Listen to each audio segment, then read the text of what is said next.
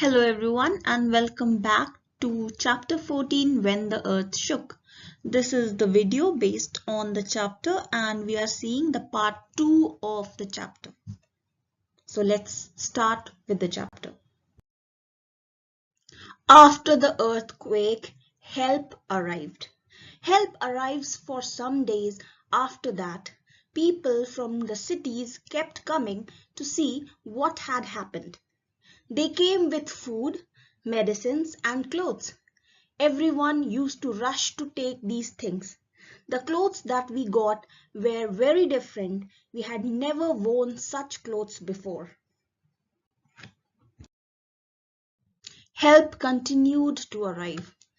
People from different groups from the city helped them to put tents. Staying in these plastic tents in the cold winter month was very difficult. So this is the part taken from the book. You can see how people after the earthquake were living in the plastic tents. These were the immediate relief that can be provided. You can see how thin plastic sheets are made as a tent and people are living inside that.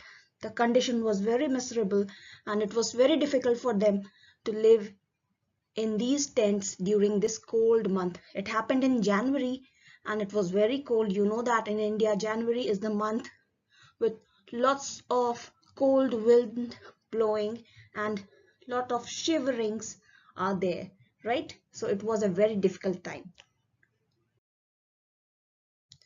So after the earthquake, now people started putting themselves together. Some of these people who came from the cities were scientists. They tried to find out which areas have more chances of having an earthquake. People from the villages talked to them many times. They had suggestions about building our houses again. Engineers and architects showed us some special designs for the house. So they made a special design for the earthquake zone, those kind of houses which cannot fall during an earthquake, or even if they fall, they will have very little damage to the people as well as their property. So these kind of designs were made specially for the earthquake region, and those ideas or designs were shared with the people. They said that these designs of the houses would not get damaged much in an earthquake. Although there will be damage after all, if there is an so intense earthquake, there will be damages, but the architects and the scientists ensured the people that if they use these kind of techniques, they will face less damage and they will be it will be better for them to recover. So when the earthquake occurred in the Bhuj region, the people didn't knew that they live in an earthquake zone or high intensity region, and that's why they were so much confused and they were not knowing how suddenly such an incident occurred near their houses. But they worked together to rebuild their village. Some people dug and brought clay from the pond. They mixed the clay with the cow dung and made large cake and put these on one another to make walls like this. You can see one over another, although it has been made a pattern, but this kind of pattern was not made to make a wall. It was arranged differently, but this is how they made the shape of the large cakes. So like this, they placed it over one over another and they made walls. They whitewashed the walls and decorated them with beautiful designs and small pieces of mirror. So they whitewashed it, they decorated it with colors and beautiful pieces of mirrors, and then they put up a thatched roof. So they put a thatched roof. A thatched roof is a temporary roof. It is not permanent or made up of concrete. These are light materials roof, and that's why they are known as thatched roof. Now their houses shine like diamond in the dark at night. Because of the mirror on the walls, the houses shine at dark. any light that fall upon these glasses, they reflected the light and the houses shined like diamonds in the night. So after the earthquake, the area survived and developed together. The houses were made like this, and slowly the whole community started coming back or recovering from the earthquake. But the people were a little afraid. They thought if these people, those scientists and architects, build their houses in the village will not look like their old village. So the villagers thought they would build their houses with their help, but they will make the houses on their own, but the group of scientists and architects would build the village school.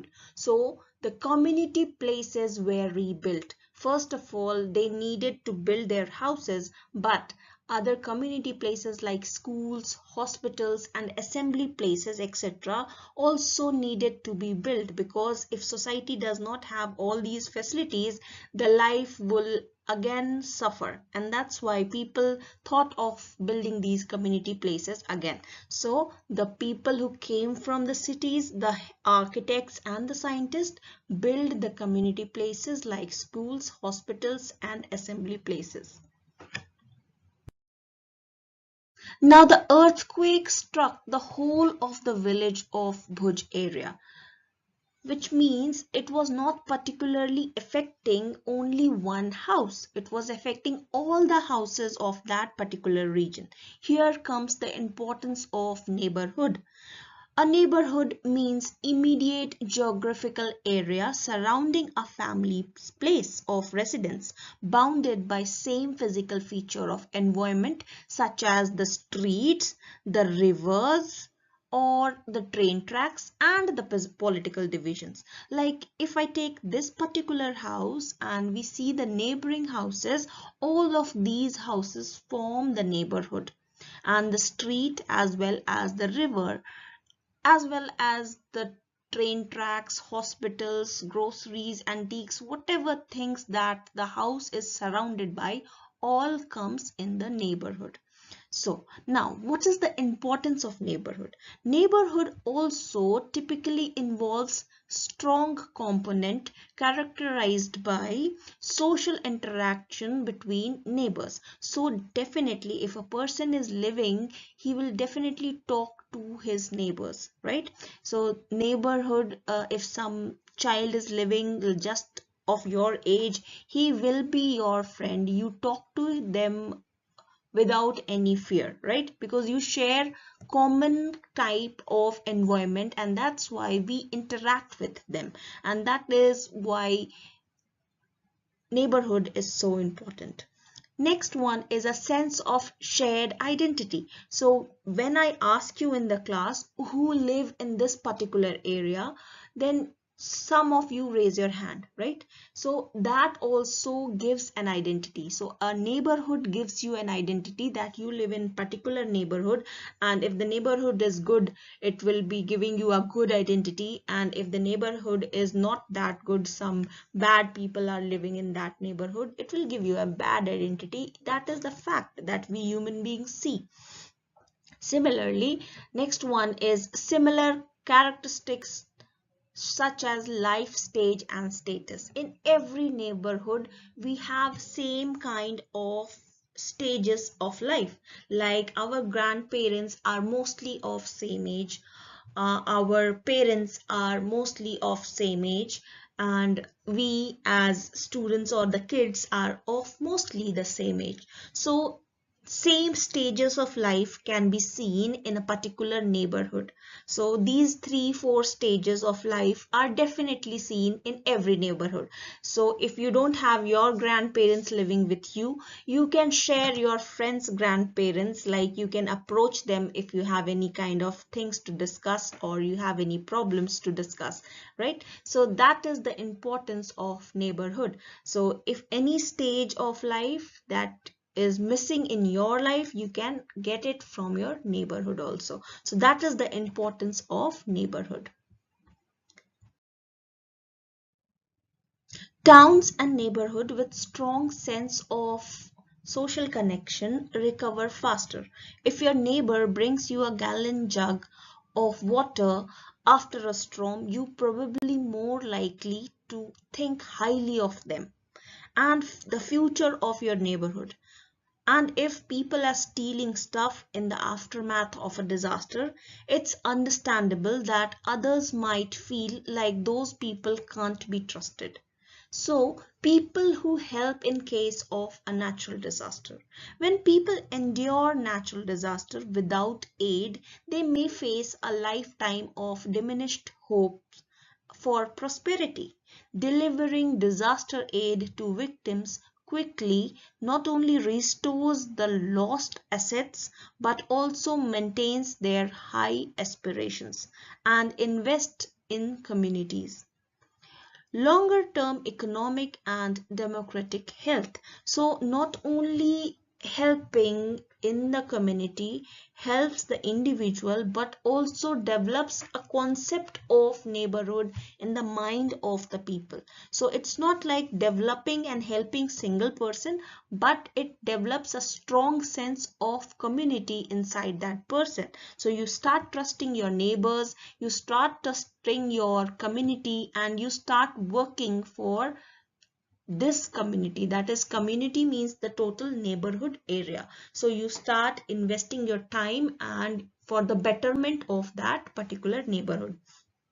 So this is how after the disaster in Bhuj area also people started working together with the help of the scientists.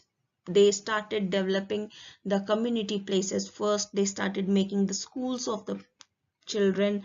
They, even though the houses were made of the plastic tents, they started the school, they started living prosperly in that area. So slowly the things were coming back to normal situations, and that is how the neighborhood helps in getting over any kind of disaster.